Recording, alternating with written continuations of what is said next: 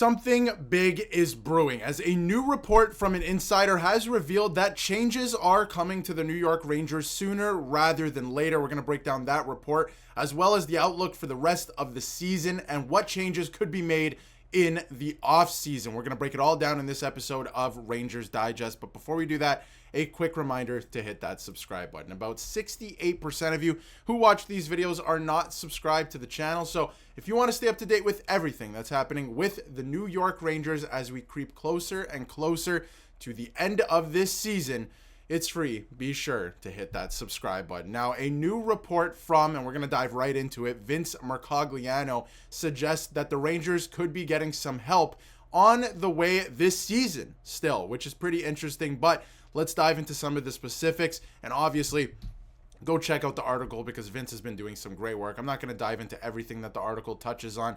Obviously, go check it out if you want to read more into some other prospects as well. But of course, we're going to be talking about Gabe Perreault, and he's been more detailed, more sound all over the ice. That is a quote from his coach, and he has been putting in that work. And I think that's one thing that was a question mark for a lot of Rangers fans. How is he going to look at the NHL level? Because obviously it looks fantastic. He has the scoring touch. He's a great playmaker, in the NCAA right now. But how is that going to translate to pro? And it looks like he's putting a lot of attention to detail in that. So Gabe Perreault has proven his elite playmaking plus hockey IQ. But this season was about rounding out his game to prepare for the NHL. And I thought this was very interesting as well. This is from the article that Perreault has yet to reveal whether he'll sign his entry-level contract at the conclusion of his sophomore season, with his Boston College squad set to open the NCAA championship tournament as the number 1 seed against Bentley on Friday at 2 p.m. So obviously that's going to happen tomorrow. That's going to kick off. So his season's not done yet. We've seen a lot of free agents signed out of the NCAA over the last couple of days to different teams around the league. He's not done his season yet. They still have something they want to accomplish. They want to win that championship there. So it's going to be very interesting to watch that and how he does in that, mini tournament there that's coming up. And obviously, will he end up signing? And, by the end of the tournament, how many games is he going to have left to possibly play with the Rangers? There is obviously the option to go down to the Hartford Wolfpack, play with them as well on an ATO. He can definitely do that, but I do wonder if he signs his entry-level deal as soon as he's done his season. So it's going to be very interesting. A decision will come at some point after, but if he does sign, don't expect the Rangers to burn a year of team control by having him debut for a few games this spring. The contract would begin next season with no assurance he'd go straight to the NHL. So it's looking like, with everything that's being said so far, he's going to finish his season this year. And I was thinking, if the Rangers were, comfortably in a playoff spot, which is definitely not the case whatsoever, and we covered that in a video yesterday, that he might burn a year of his ELC and play with them, and maybe he can make a bit of a difference, right? But it's not looking likely at this point. I think he's going to end up signing maybe an ATO or something. He can go down to Hartford, finish the season there, and he wouldn't burn a year, and his contract would start in 2025-26. We're seeing that with a lot of the NCAA free agents this season so far. And this is one thing that stood out to me from BC's head coach, and he said he's been diligent in the weight training, or in his weight training, I should say. And he said he's not a bigger guy, so he's going to have to be strong to be able to go through the rigors of pro hockey. He works hard at it for an undersized player. You don't have to be a bodybuilder, but you do want to have strength to be able to compete against men in pro hockey. And I think that, says something about the player. He knows that he's not going to get by on his skill alone. He's, very diligent in the weight room this season. He's trying to round out his game on the ice, which is another thing I want to touch on too. Which former Rangers assistant coach also said about Perreault. He said, you have to be strong in areas when you don't have the puck. And he said, for younger guys that are high level, they spend too much of the time with the puck and possessing it. So those other skills are important to develop as you move up and up the ladder. So it looks like he is doing exactly that, which I think is a great sign for the New York Rangers, because obviously you don't want guys who are going to come in and think that they can rely on their, their shot or their playmaking ability alone, right? Like, what do you do without the puck? Because you're not going to start on the first line, right? There's no way. So what do you do away from the puck? How do you fit into different roles on the team? That's the type of stuff that they need to work on. And it looks like he's doing that, and he wants to do that because he wants to make an impact and probably play in the NHL next year. I'm not saying that he's going to, but I think that's in his mind. He probably wants to play in the NHL as soon as next year. And again, he's a great young talent. I think he's going to be able to do it. If we take a look at his stats, he's been very impressive in Boston College the last 2 years. Again, I truly believe, unlike other junior leagues, it's actually very difficult to score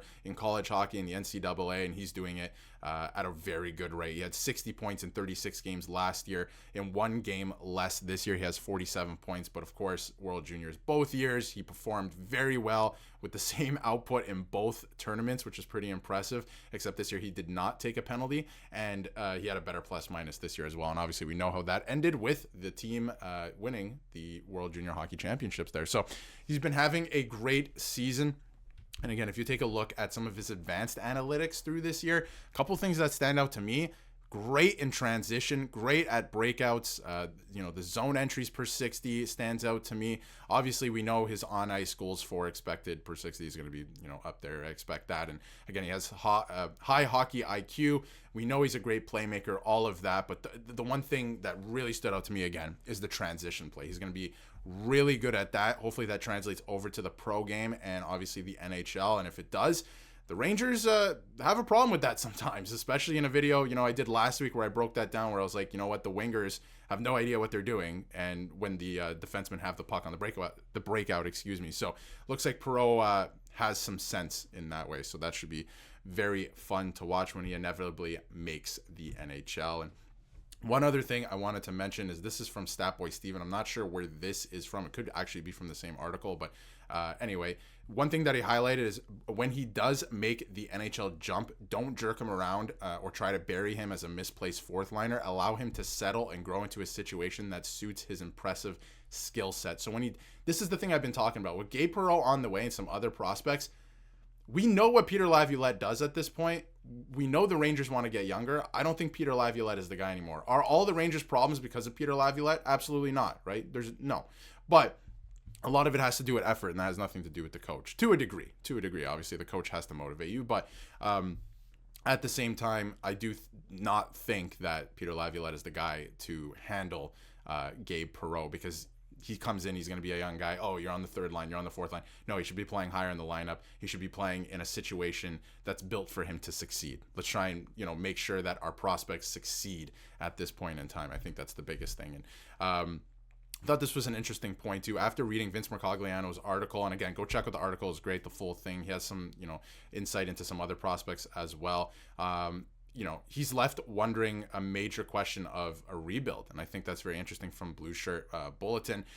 Whose decision or mandate was it to handle Kakko and Lafreniere's development? No AHL time, bottom 6 minutes, no time to make mistakes in a top 6 role. That pretty much sums up like Kaapo Kakko to a T, I think. I have to agree there. I don't know so much about Lafreniere because he's been in the top 6 a lot, but for Kaapo Kakko, that's exactly what happened. So I'm just hoping that, it's not the same thing with Gabe Perreault, because that would be an absolute disaster, and you have to start developing prospects at some point. I mean, he's been so impressive at BC. I mean, he's been so good, and I really want him to, succeed with the Rangers. You don't want to see this go to waste again, right? Like, we've seen it with so many players at this point, and you don't want him to be like, oh, this is a disappointing player. He's playing on the fourth line, this, and that, and then they end up trading him, right? I think that would be an absolute disaster. So, again, just the other day, absolute rocket saucer pass across the ice for a goal. Like, he's been just putting in that work. He's been fantastic. So, I hope they don't mess up his development. It looks like he could be on the way as soon as next year. It's not looking likely for this year anymore. So, that is the Gabe Perreault update on that front. In terms, really quickly before we wrap up here, in terms of the playoff picture at this point, after another night, the Rangers are still tied there with the New York Islanders, 1 point behind the Montreal Canadiens for that last wild card spot. The Rangers have 72 games played. Montreal has 2 games in hand. The Islanders have 1 game in hand, and obviously Columbus is right there behind you, 1 point behind. Detroit, obviously, there in the mix as well, 72 points, 2 points behind you with a game in hand as well. So the Rangers have to do some damage on the rest of this West Coast road trip, because if they do not, the season is most definitely over. It's looking like it's over anyway, but it'd be most definitely over. And the fact that the Montreal Canadiens with a goal differential of minus 23 are in a playoff spot over you, minus 2, it's been a bit of a disaster of a season. I probably an understatement for everyone who's watching this. And if you take a look at their schedule coming up here, again, the Ducks tomorrow night, 10 p.m. You got the Sharks on a back-to-back. Then you come home to play the Wild next Wednesday. That's a big game too. That's a tough team, and obviously you just beat them in overtime a couple weeks ago.